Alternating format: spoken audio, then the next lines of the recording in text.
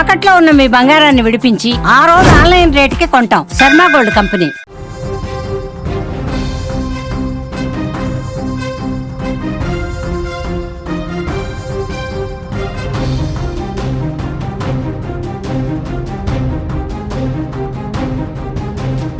మరో big breaking news చూస్తున్నాం. వైష్ణవి హత్య కేసు ఇప్పటి వరకు కూడా కొలిక్కి రాలేదు. వైష్ణవి హత్య కేసును పోలీసులు వేగవంతం చేశారు. హత్య జరిగిన రోజు గండికోటకు 200 వాహనాలు వెళ్లాయి. ఆ 200 వాహనాలను పోలీసులు ఇప్పుడు విచారిస్తున్నారు. గతంలో 2 సార్లు లోకేష్తో గండికోటకు వైష్ణవి వెళ్లినట్లుగా తెలుస్తోంది.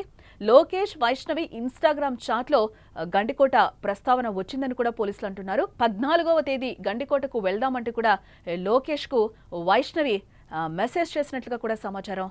లోకేష్ వైష్ణవిలు గండికోట విషయం కుటుంబీకులకు ముందే తెలుసా అనే అనుమానాలు వ్యక్తమవుతున్నాయి. హత్యలో గంజాయి బ్యాచ్ హస్తం ఉన్నట్లుగా కూడా ప్రస్తుతం పోలీసులు అనుమానిస్తున్నారు.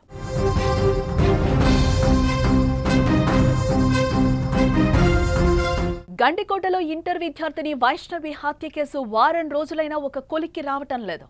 ఈ కేసు రోజుకో కొత్త మలుపు తీసుకుంటోంది. అసలు వైష్ణవిని చంపిందెవరు, ఎందుకు చంపారు అనేది ఇంకా బయటకు రాలేదు. అయితే ప్రస్తుతం పోలీసులు వైష్ణవి హత్య కేసును వేగవంతం చేసినట్లు కూడా మనకు తెలుస్తోంది. అసలు హత్య జరిగిన రోజు గండికోటకు ఎన్ని వాహనాలు వెళ్లాయి అనే కోణంలో ప్రస్తుతం పోలీసులు విచారిస్తున్నారు. అయితే హత్య జరిగిన రోజు 200 వాహనాలు గండికోటకు వెళ్లినట్లుగా తెలుస్తోంది.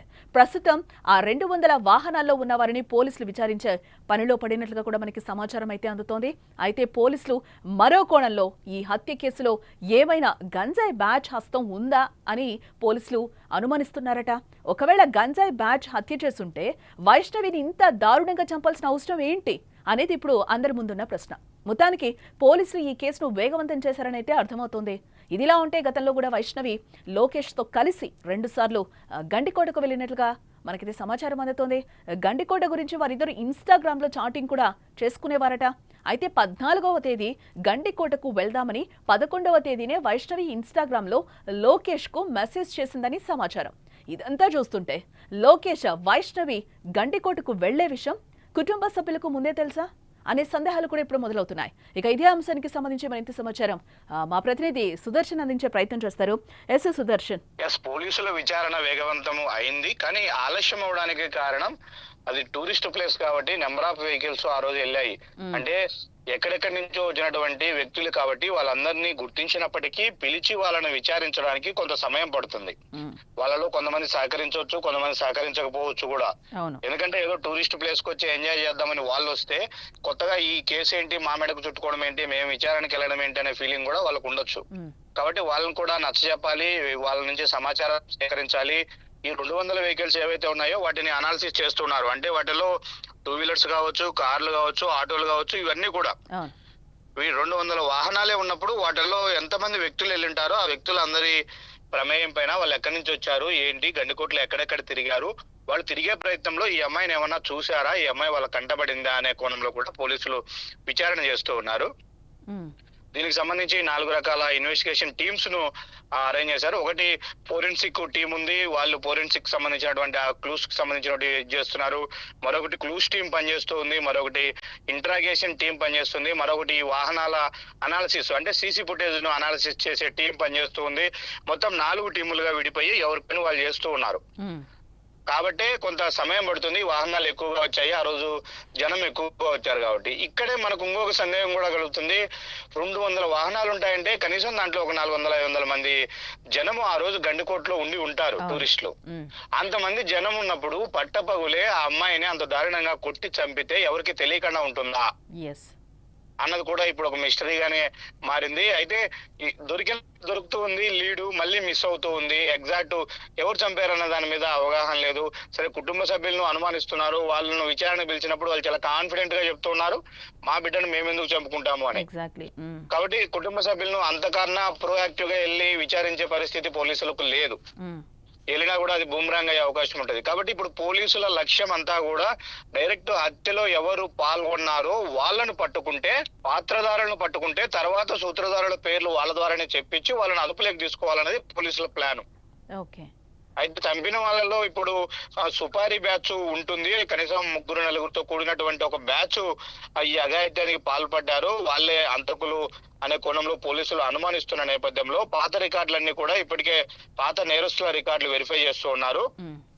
అందులో సుపారీ గ్యాంగ్ అంటే గంజాయి రిలేటెడ్ బ్యాచ్ కూడా ఉండవచ్చు అన్న కోణంలో ప్రొద్దుటూరు ముఖ్యంగా ఈ డ్రగ్స్ కు గంజాయికి ఈ మధ్య కాలంలో కేర్ ఆఫ్ అడ్రస్ గా మారింది. అంటే ఇక్కడ ఒక పాయింట్ సుదర్శన్, అంటే మీరు చెప్తున్నారు అంటే గంజాయి బ్యాచ్ ఏమైనా చేసి ఉంటుందా అనేది ఒక అనుమానం అయితే గనక వాళ్ళు ఇక్కడ అత్యాచారం జరగలేదు అని కూడా క్లియర్ గా క్లీన్ చిట్ ఇవ్వడం జరిగింది పోలీసులు కూడా. ఎస్ అందరి అనుమానము అదే. ఇప్పుడు ఆకతాయిలో గంజాయి బ్యాచ్ మద్యం మత్తులోనూ అమ్మాయి మీద ఈ అఘాయిత్యానికి పాల్పడితే ఖచ్చితంగా వాళ్ళు అంటే మా అమ్మాయి పైన రేప్ యాక్టివిటీ చేసే అవకాశం ఉంటది, కానీ అదేమి జరగలేదు. కానీ ఇక్కడ ఇంకొక సెన్సిటివ్ ఇష్యూ ఏంటంటే వీళ్ళకు సుపారీ ఇచ్చి ఎంతవరకు ఏ విధంగా చంపమన్నారు ఆ విధంగానే చంపి ఉంటారు అనేది ప్లాన్.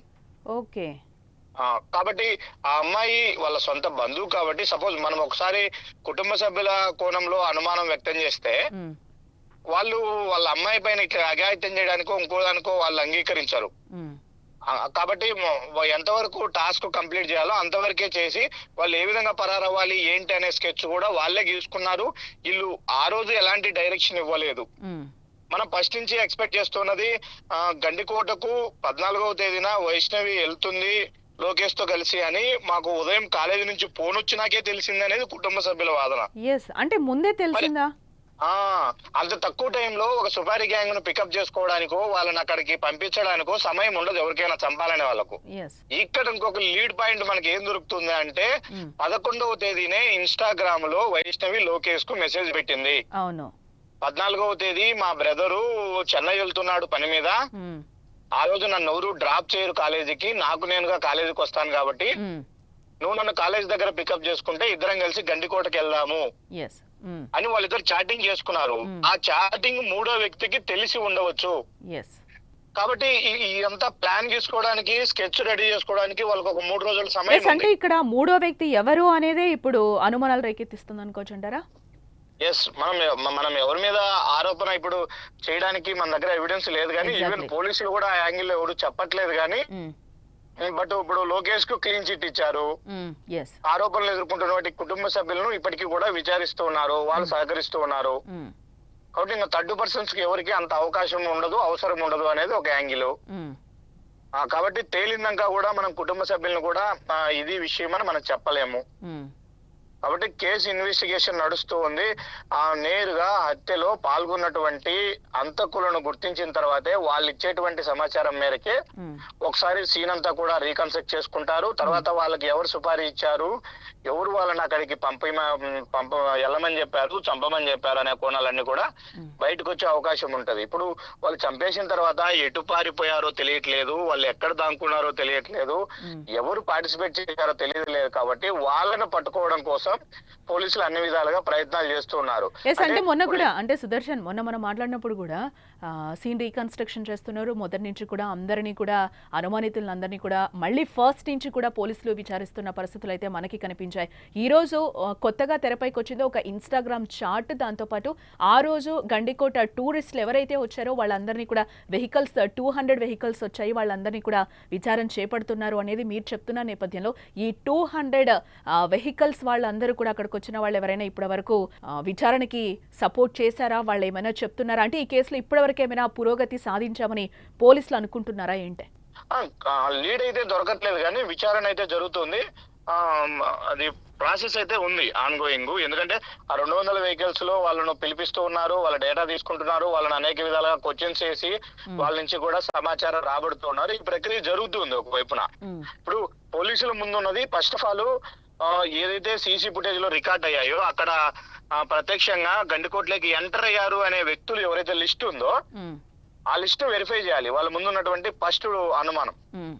ఆ లిస్ట్ ని క్లియర్ చేసిన తర్వాతే నెక్స్ట్ ఎవరైనా సీసీ ఫుటేజ్ లో రికార్డ్ అవ్వకుండా ఎవరైనా వేరే మార్గాల ద్వారా వెళ్ళుంటారా అనే కోణంలో నెక్స్ట్ స్టెప్ తీసుకోవాల్సి ఉంది. అంటే సుదర్శన్ ఇక్కడ ఇంకొక పాయింట్ కూడా మనం రైజ్ చేయాల్సిన అవసరం, ఎందుకంటే లోకేష్ వెళ్ళేటప్పుడు వైష్ణవితో కలిసి వెళ్ళేటప్పుడు అలాగే బయటకు వచ్చేటప్పుడు కూడా క్లియర్గా సీసీ ఫుటేజ్లో కనిపిస్తున్న విషయం మనకు తెలిసిందే. అంటే ఓపెన్గా అది రిలీజ్ చేస్తున్న వీడియో మనకి కనిపిస్తుంది సీసీ ఫుటేజ్లో ఏ విధంగా ఉందో ఆ విధంగా.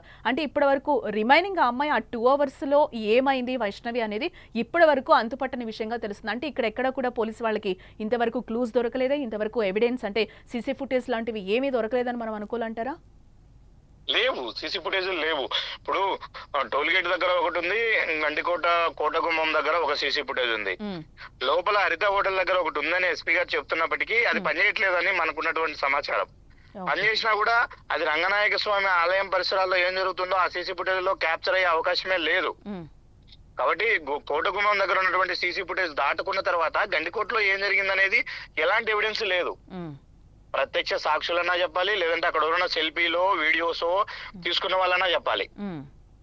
ఇంకోటి ఏంటంటే రంగనాయక స్వామి ఆలయము మెయిన్ టూరిస్ట్ ప్లేస్. అక్కడ గండికోటలోకి ఎంటర్ అయిన తర్వాత ఆ ఆలయం మీదుగానే గండికోటకి వెళ్ళేది ఎక్కువ మంది. ఎందుకంటే ఆ వ్యూ చూడడానికి వెళ్తారు, పెన్నా నది లోయ ఏదైతే ఉంటుందో వ్యూ చూడడానికి వెళ్తారో అక్కడే ఎక్కువ మంది ఫొటోస్ తీసుకుంటూ ఉంటారు. ఆ వ్యూ స్పాట్ కి వెళ్ళాలన్నా కూడా రంగనాయక స్వామి ఆలయం ముందు నుంచే వెళ్ళాలి. కాబట్టి ఖచ్చితంగా దాన్ని టచ్ చేస్తారు ప్రతి టూరిస్ట్ కూడా. మరి ఇంత రద్దీగా ఉండే సమయంలో అక్కడ ఆ టెంపుల్లోనే జరిగి ఉంటే మాత్రం ఖచ్చితంగా ఎవరో ఒకరు తెలిసి ఉంటది. మనం నిన్న గ్రౌండ్ రిపోర్ట్ లో ఎక్స్ప్లెయిన్ చేసినట్టుగానే ఆ అమ్మాయితో ఒకరు ఎవరైనా బలవంతంగా లవర్ లాగా యాక్ట్ చేసి ఆ అమ్మాయి నోరు మూసి ఉంచి పక్కన గుహలాగా ఉన్నటువంటి ఒక గదిలో గాని అట్లా కొద్దిసేపు హోల్డ్ చేసి ఉన్నా కూడా ఆ టూరిస్టుల కంటపడకుండా చేసి ఉండొచ్చు. కాబట్టి ఇవన్నీ కూడా మిస్టరీనే. ఇప్పుడు పోలీసులు నిర్ణయించుకున్నది ఒకటే, తమ దగ్గర ఉన్న క్లూస్ ను పూర్తిగా వెరిఫై చేయాలనేది ఫస్ట్ టాస్క్. అంటే ఇక్కడ ఇంకొకటి కూడా సుదర్శన్, అంటే కొండయ్య పేరు కూడా తెరపైకి వచ్చిన పరిస్థితి కనిపిస్తుంది. 2 టీమ్స్ గా విడిపోయి తన కోసం వెతుకుతున్నప్పుడు ఏమన్నా ఆధారాలు దొరుకుతాయి అని పోలీసులు వెతుకుతున్న సమయంలో కొండయ్య చూపించిన పరిస్థితి కూడా కనిపించింది, అక్కడ డెడ్ బాడీ ఉంది అని చెప్పి. దీని తర్వాత ఏమి ఎవిడెన్స్ బయటకు రాలేదా? ఆ టైంలో ఏమి సీన్ రీకన్స్ట్రక్షన్ చేసేటప్పుడు కూడా ఏం బయటకు రాలేదా? ఇక్కడ అతిపెద్ద సమస్య పోలీసులకి ఏంటంటే అదే, కొండయ్య సురేంద్ర ఎవరైతే వీళ్ళు బ్రదర్స్ ఉన్నారో, కజిన్ బ్రదర్స్ ఉన్నారో, వాళ్ళు ఈ యాక్టివిటీస్ లో ఏమన్నా పార్టిసిపేట్ చేసింటారా అన్న అనుమానంలో విచారణ చేశారు. అయితే వాళ్ళు పక్కాగా కొండయ్య అయితే అసలు సంఘటన జరిగిన రోజు స్పాట్కే వెళ్ళలేదు, అతని ఎవిడెన్స్ ఎలాంటివి లేవు. కానీ సురేంద్ర వెళ్ళాడు, హాఫ్ అన్ అవర్ లోనే తిరిగి వచ్చాడు. తిరిగి వచ్చిన తర్వాత కూడా వాళ్ళు మళ్ళీ కాలేజ్ దగ్గరికి వచ్చారు. అంటే అక్కడ 12 నుంచి సాయంత్రం 4 వరకు హత్య జరిగి ఉంటుందని పోలీసులు అనుమానిస్తున్నారు. ఆ టైమ్ ఆఫ్ పీరియడ్ లో వీళ్ళు కాలేజీలో ఉన్నారు, కాలేజ్ సీసీ ఫుటేజ్ లో వీళ్ళు రికార్డ్ అయి ఉన్నారు. అంటే వీళ్ళు కాలేజీ దగ్గర ఉన్నారన్న ఒక ఎవిడెన్స్ కోసమే అంతసేపు అక్కడ ఉన్నారా? వైష్ణవి వాళ్ళ మదర్ కూడా అక్కడే ఉంది. వైష్ణవి వాళ్ళ మదరు, వాళ్ళ బ్రదర్స్ ఇద్దరు, కొండయ్య సురేంద్ర, ఇద్దరు కాలేజీ దగ్గరే ఉన్నారు. కాలేజీ సీసీ ఫుటేజ్ ఈవినింగ్ వరకు కూడా చూపిస్తా ఉంది, అందులో వీళ్ళు ఉన్నారు. కాబట్టి వీళ్ళు డైరెక్ట్ గా ఆ టైంలో గండికోటలో ఉనింటారు అని చెప్పడానికి లేదు, ఎవిడెన్స్ క్లియర్ గా ఉంది. ఇక్కడ ఉన్నారు వాళ్ళు. కాబట్టి వీళ్ళ ప్రమేయం ఎవరిది లేదు. ఖచ్చితంగా అక్కడ బయట వ్యక్తులు సుపారీ గ్యాంగ్ చేసి ఉంటారు. కాబట్టి గంజాయి బ్యాచ్, ఎందుకంటే ఒక అమ్మాయిని, అందులో కూడా ఆ అమ్మాయికి ఎలాంటి సంబంధం లేని వ్యక్తులు అంత క్రూరంగా హింసించి చంపాల్సిన అవసరం ఉండదు. అంటే కాన్షియస్ లో ఉన్న మనిషి ఎవరు కూడా అంత దారుణానికి పాల్పడడానికి మనసు రాదు. మద్యం తీసుకోనో, గంజాయి తీసుకోనో, డ్రగ్స్ తీసుకుంటే తప్ప, విచక్షణ కోల్పోతే తప్ప ఆ విధంగా అమ్మాయి మీద దాడి చేయలేరు. కాబట్టి ఈ గంజాయి బ్యాచ్ ఏమన్నా గంజాయి తీసుకుని ఎక్కువ ఈ దారుణానికి పాల్పడి ఉంటారా అన్న కోణంలో కూడా పోలీసుల విచారణ సాగుతూ ఉంది. బట్ పోలీసులు అయితే కాన్ఫిడెంట్ గా మేము ఇన్ని రోజుల్లో ఛేదిస్తామని ఫస్ట్ లో చెప్పినటువంటి మాటలు ఇప్పుడు ఎక్కడ వినిపించట్లేదు. వాళ్ళకు కూడా అన్ని అనుమానాలే ఉన్నాయి, డైలమాలోనే ఉంది. ఇది ఒక మిస్టరీ కేసు లాగే ఉంది. ఇది చాలా పెద్ద టాస్క్. ఇంకా కూడా వాళ్ళకి కావాల్సినటువంటి టెక్నికల్ నాలెడ్జ్ ను, వాళ్ళ దగ్గర ఉన్నటువంటి అన్ని రకాల టెక్నికల్ ఎక్విప్మెంట్స్ ను వాడుతున్నారు, మ్యాన్ పవర్ ను వాడుతున్నారు. సుమారుగా 50-60 మంది ఇన్వెస్టిగేషన్ లో పార్టిసిపేట్ చేస్తున్నారు పోలీస్ సిబ్బంది. అన్ని శక్తులు ఒడ్డుతున్నారు. పైనుంచి కూడా ఫాలో అప్ ఉందని ఎస్పీనే చెప్తున్నారు, డిఐజీ ఫాలో అప్ చేస్తున్నారు. పైన స్టేట్ లెవెల్ నుంచి కూడా మాకు ఫాలో అప్ లో ఉన్నాం, మేము ఖచ్చితంగా దీన్ని ఛేదిస్తామని చెప్తున్నారు. కానీ ఎప్పటిలోగా అనేది కాన్ఫిడెంట్ గా చెప్పట్లేదు. అంటే ఇప్పట్లో ఇన్వెస్టిగేషన్ పూర్తయ్యే ఇవైతే కనిపించట్లేదు మనకి. కనిపించట్లేదు. వాళ్ళు ఏమంటున్నారంటే మమ్మల్ని ఫ్రీగా వదిలేయండి కొద్ది రోజులు, మేము అన్ని కోణాలను అనాలిసిస్ చేసిన తర్వాత పక్కాగా పట్టుకుంటాము. ఎందుకంటే ఏ కేసులైనా పోలీసులు ఫస్ట్ మనకు తెలిసింది చేసేది ఏంటంటే, ఏమాత్రం అనుమానం వచ్చినా వాళ్ళని తీసుకెళ్లి వాళ్ళ యాంగిల్లో ఇంట్రాగేషన్ చేస్తే వాళ్ళు కక్కేస్తారు నిజం. ఎస్ అంటే ఇంకొకటి కూడా అంటే సుదర్శన్ మొన్న మనం మాట్లాడినప్పుడు అంటే వైష్ణవి పేరెంట్స్ తో మాట్లాడినప్పుడు కూడా తల్లి కూడా క్లియర్ గా చెప్తుంది ఖచ్చితంగా ఆమె మీద అత్యాచారం అటెంప్ట్ జరిగింది అని చెప్పి పోలీసు వాళ్ళేమో క్లియర్ గా చెప్తున్నారు. వారి వర్షన్ ఏమైనా మాట్లాడింది అంటే పోలీసులు కూడా చెప్తున్నారు కదా క్లియర్ గా అంటే మనం లోకేష్ కి క్లీన్ చిట్ ఇవ్వడం జరిగింది, తన ప్రమేయం లేదు ఈ హత్యకి సంబంధించి అని కూడా పోలీసులు చెప్పారు. అలాగే అఘాయిత్యాలు ఎటువంటివి కూడా జరగలేదు, కాకపోతే బలంగా కొట్టారు, లివర్ కూడా కొద్దిగా డ్యామేజ్ అవ్వడం వల్లే తను చనిపోవడం జరిగింది అనేది కూడా పోలీసులు క్లియర్ గా ఎవిడెన్స్ చూపిస్తున్న పరిస్థితి కనిపిస్తుంది. ఈ నేపథ్యంలో ఫ్యామిలీ మెంబర్స్ ఏమైనా ఆలోచన మారిందా, వాళ్ళు ఏమైనా మాట్లాడారా ఏంటి? లేదు, ఆలోచన మారలేదు. వాళ్ళు ఇప్పటికీ కూడా అదే అంటారు. ఏ విధంగా మీరు లోకేష్ కు క్లీన్ చిట్ ఇస్తారు? వాడు వచ్చాడు వెళ్ళాడు అనే టైమింగ్స్ ఉంటే సరిపోద్దా? వాళ్ళ బ్యాచ్ ని ఏమన్నా పెట్టాడేమో, వాళ్ళ ఫ్రెండ్స్ ని పెట్టాడేమో అక్కడ. లోకేష్ జులాయి వ్యక్తి, తిరుగుతూ ఉంటాడు బయట. అతను చదువు డ్రాప్ అవుట్, చదువు లేదు, అతను గంజాయి బ్యాచ్ తో కూడా సంబంధాలు ఉన్నాయి కాబట్టి వాళ్ళ బ్యాచ్ ఏమైనా అక్కడ అతనే అరేంజ్ చేసి ఉండొచ్చేమో అనే అనుమానాలే ఇప్పుడు కూడా ఇప్పటికీ వాళ్ళు అదే వర్షనే మాట్లాడుతున్నారు. అఘాయిత్యం జరగలేదు అని పోలీసులు చెప్తున్నదాన్ని కూడా వాళ్ళు నమ్మట్లేదు, పాజిటివ్ గా తీసుకోవట్లేదు. ఇవన్నీ వదిలేయండి, లోపల ఏం జరిగింది అనేది వదిలేయండి. ఆకతాయిల అమ్మాయిని చంపారు, వాళ్ళు అఘాయిత్యం చేయకపోయినప్పటికీ 2 గంటలు రూమ్ లోనే ఇద్దరు ఉన్నారని పోలీసులు చెప్తూ ఉన్నారు. అంటే లోకేష్ కు వేరే ఉద్దేశం లేకపోతే, మా అమ్మాయి మీద ఇంకొక విధంగా లైంగిక దాడి చేయాలన్న ఆలోచన లేకపోతే రూమ్ తీసుకొని 2 గంటలు గడపాల్సిన అవసరం ఏముంటుంది అన్నది వీళ్ళకి వచ్చాను. దాన్ని జస్టిఫై చేసుకునే ఎవిడెన్సెస్ కూడా పోలీసులు ఇప్పుడు కలెక్ట్ చేస్తూ ఉన్నారు. అది కూడా జరుగుతూ ఉంది. కాకపోతే ఈ లోపే సమయం ఆలస్యమయ్యే కొద్దీ ఇప్పుడు ప్రజా సంఘాలు నిన్న ఆందోళన చేశాయి. కడపలో ఒక క్యాండిల్ ర్యాలీ నిర్వహించాయి. గండికొమ్మ ఈ అమ్మాయి వైష్ణవి హత్య కేసును పక్కదారి పట్టిస్తున్నారు పోలీసులు, వాళ్ళు ఆరోపిస్తున్నారు. విరసం సంఘం ఆధ్వర్యంలో కొంతమంది వచ్చారు, వాళ్ళు డిఎస్పీతో ఇంటరాక్ట్ అయ్యారు. అసలు వాళ్ళకు చేస్తున్నటువంటి క్వశ్చన్ ఏంటంటే లోకేష్ మీ అదుపులో ఉన్నాడా లేడా? ఆ అబ్బాయి క్లీన్ చిట్ ఇచ్చారు. వాళ్ళ తల్లిదండ్రులతో మాట్లాడితే మా అబ్బాయి ఎక్కడున్నాడో మాకు తెలియదు, సేఫ్ గానే ఉన్నాడు అని చెప్తున్నారు, కానీ పోలీసులు ఎక్కడున్నాడు చెప్పట్లేదు. మరి మీరే క్లీన్ చిట్ ఇచ్చినాక ఆ అబ్బాయిని ఎందుకు వదలట్లేదు? ఒకవేళ మీ కస్టడీలో ఉంటే 24 hours లో కోర్టులో ప్రవేశపెట్టాలి కదా, ఎందుకు చేయట్లేదు పోలీసులు అని ఆ క్వశ్చన్ కూడా విరసం వాళ్ళ నుంచి కూడా పోలీసులకు ఎదురవుతుంది. కాబట్టి ఇప్పటి వరకు అయితే ప్రజా సంఘాలు, విరసం లాంటి సంఘాలు ఇలాంటివన్నీ కూడా ఇందులో ఇన్వాల్వ్ అయి పెదవి విప్పుతున్న నేపథ్యంలో రేపటి రోజున ఇంకా పొలిటికల్ పార్టీస్ కూడా వీటిలోకి ఎంటర్ అయితే మాత్రం మరింత పొలిటికలైజ్ అయ్యే అవకాశం కూడా ఉంటుంది. అప్పుడు పోలీసుల మీద తీవ్ర ఒత్తిడి ఉంది, తీవ్ర ఒత్తిడి ఉంది. వాళ్ళు ఎవరు ఒత్తిడికో కాదు కానీ వాళ్ళకే ఒక ఛాలెంజింగ్ గా ఉంది. కాకపోతే వాళ్ళు చెప్తున్నది ఏంటంటే ఇది సెన్సిటివ్ ఇష్యూ. ఎందుకంటే అమ్మాయి వాళ్ళ పేరెంట్స్ సైడ్ నుంచి కూడా, బంధువుల సైడ్ నుంచి కూడా కొన్ని క్లూస్ దొరుకుతున్నాయి, అనుమానాలు వ్యక్తమవుతున్న నేపథ్యంలో ప్రోబ్ గా మేము వెళ్ళి వాళ్ళని విచారించలేము. కాబట్టి ఒక పక్క ఎవిడెన్స్ కోసం చూస్తూ ఉన్నాము. కాబట్టి టైం కావాలి, చేస్తాం ఖచ్చితంగా. ఇందులో ఎవరిని వదిలేదు లేదు. నిజంగా వైష్ణవికి జరిగినటువంటి అన్యాయం పట్ల ఖచ్చితంగా అమ్మాయికి న్యాయం జరిగే విధంగానే మా విచారణ ఉంటది. నిజమైనటువంటి హంతకులనే మేము మీడియా ముందు ప్రవేశపెడతాము. ఆ గుణంలో ఎలాంటి మాకు ఒత్తిళ్లు లేవు, మేము కాంప్రమైజ్ అయ్యే పరిస్థితి లేదని పోలీసులు అయితే స్పష్టంగా చెప్తున్నారు. రైట్ సుదర్శన్, మరిన్ని అప్డేట్స్ కోసం మళ్ళీ మిమ్మల్ని కాంటాక్ట్ చేస్తాం. మొత్తంగా ఇది పరిస్థితి. పోలీసులకు అయితే ఒక ఛాలెంజింగ్ కేసుగా వైష్ణవిది మారిందని చెప్పుకోవచ్చు. ఇప్పటికీ తీవ్ర ఒత్తిడిలో కూడా పోలీసులు ఉన్నట్లుగా తెలుస్తుంది. దాన్ని కూడా వాళ్ళు ఒక ఛాలెంజింగ్గా తీసుకున్నారు. ఖచ్చితంగా దీన్ని మేము చేస్తాము అని కూడా చెప్తున్నారు. అన్ని పక్కగా ప్రూఫ్లు దొరికినప్పుడు ఖచ్చితంగా మేము ప్రెస్ మీట్ పెట్టి చెప్తామని కూడా వాళ్ళు క్లియర్గా చెప్తున్న దాఖలాలు అయితే మనకి కనిపిస్తున్నాయి.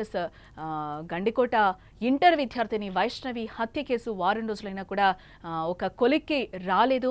ఈ కేసు రోజుకో కొత్త మలుపు తిరుగుతోంది.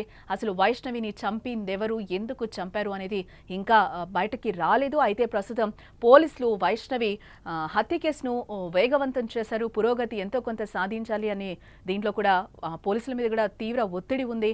అసలు హత్య జరిగిన రోజు గండికోటకు ఎన్ని వాహనాలు వెళ్లాయి అనే కోణంలో కూడా పోలీసులు ప్రస్తుతం విచారిస్తున్నట్లుగా కూడా తెలుస్తోంది. అయితే హత్య జరిగిన రోజు ఆ 200 వాహనాలు గండికోటకు వెళ్ళినట్లుగా కూడా క్లియర్గా చెప్తున్నారు. ప్రస్తుతం ఆ 200 వాహనాల్లో ఉన్న వారిని పోలీసులు విచారించావు పనిలో పడ్డారు ప్రస్తుతం. అయితే పోలీసులు మరో కోణంలో ఈ హత్య కేసులో ఏమైనా గంజాయి బ్యాచ్ హస్తం ఉందా అని కూడా పోలీసులు అనుమానిస్తున్నారు. ఒకవేళ గంజాయి బ్యాచ్ ఇది చేస్తుంటే కనుక ఆ అమ్మాయి మీద అఘాయిత్యం జరగలేదు అనేది కూడా పోలీసులు చెప్పడం జరిగింది. అలాగే పోలీసులు అలాగే లోకేష్కి కూడా క్లీన్ చిట్ ఇవ్వడం జరిగింది. తను హత్య చేయలేదు అనేది కూడా ఆ రెండు అయితే నిర్ధారణ చేసిన పరిస్థితులు కనిపిస్తున్నాయి. దీంట్లో ఆల్రెడీ సీన్ రీకన్స్ట్రక్షన్ కూడా చేశారు. ఏమన్నా ఎవిడెన్స్ దొరుకుతాయేమో అని చెప్పి దీంట్లో ఎవరైతే నిందితులుగా అనుమానితులు ఎవరైతే ఉన్నారో వాళ్ళని కూడా పోలీసులు మళ్ళీ ఫస్ట్ నుంచి కూడా ఫ్రెష్గా వాళ్ళని విచారించారు. ఇప్పటివరకైతే ఎలాంటి క్లూస్ కూడా దొరకలేదు అని కూడా చెప్తున్నారు. ఒకవేళ దీంట్లో ఏమైనా సుపారీ గ్యాంగ్ ఇన్వాల్వ్ అయ్యి వైష్ణవిని చంపేశారా అన్న కోణంలో కూడా ప్రస్తుతం పోలీసులు విచారించే పనిలో పడ్డారు.